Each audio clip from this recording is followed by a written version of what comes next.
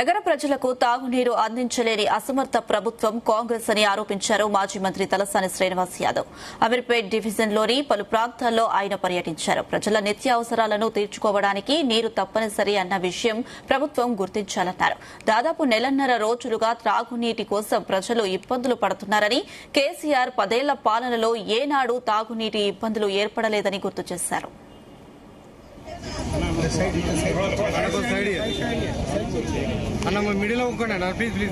కాంగ్రెస్ ప్రభుత్వం వచ్చిన తర్వాత ఎంత దౌర్భాగ్యమైన పరిస్థితి అంటే కనీసం మంచినీళ్ళు ఇచ్చే పరిస్థితిలో కూడా ప్రభుత్వం లేదు. గడిచిన 1.5 month నుంచి ఇదే సమస్య. ఈ సమస్య ఏంటంటే మీరు బీజేఆర్ నగర్ చూసిండ్రు, ఉమ్మర్ బస్తీ ప్రాంతంలో చూసిండ్రు, గురుద్వార్లో చూసిండ్రు, ఇక్కడికి వచ్చే మరి ఈ ఏరియాలో కూడా బాపు నగర్ లో కూడా చూస్తున్నారు. ఒకటి వాటర్ సప్లైలా వాళ్ళ లైన్ మెన్లను కూడా వాళ్ళ ముందు పిలిచి మాట్లాడినాం. వాళ్ళ లైన్ మెన్లను పిలిచి మాట్లాడితే సార్ సప్లై ప్రాపర్ గా లేదు, మనము 4 లైన్లు కుదిరితే 1 లైనే వస్తుంది, రిమైనింగ్ 3 లైన్లు కూడా వస్తలేవు అని చెప్పి, ప్రెషర్ ఉన్నదా అంటే ప్రెషర్ లేదని చెప్పి. అంటే ఇంత దరిద్రమైనటువంటి పరిపాలన ఎందుకు ఇస్తున్నారో మాకు అర్థం కాలేదు. నేను ఈ సందర్భంగా ముఖ్యమంత్రి గారికి డిమాండ్ చేసేది, హైదరాబాద్ లో మంచినీళ్ళు ఇవ్వమని చెప్పండి. వాళ్ళు ఆల్టర్నేటివ్ అరేంజ్మెంట్ చేసుకుంటారు. రెండోది ఇక్కడ చూస్తే ట్యాంకర్లు ఇష్టం ఉన్నట్టు విచ్చలవిడిగా అమ్ముతున్నారు.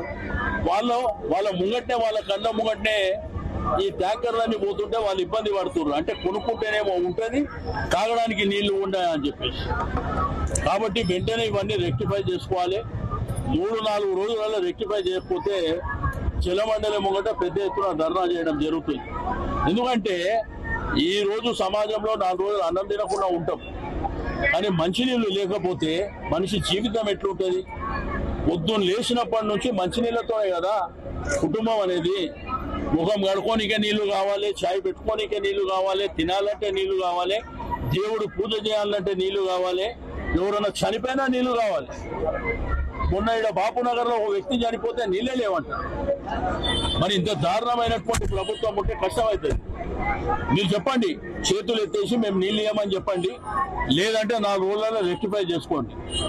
ఒకటేమో ఇచ్చిన అర్ధ గంటలో 15 నిమిషాలు పొల్యూటెడ్ వాటర్ వస్తుంది, అది రెక్టిఫై చేసే పరిస్థితి లేదు.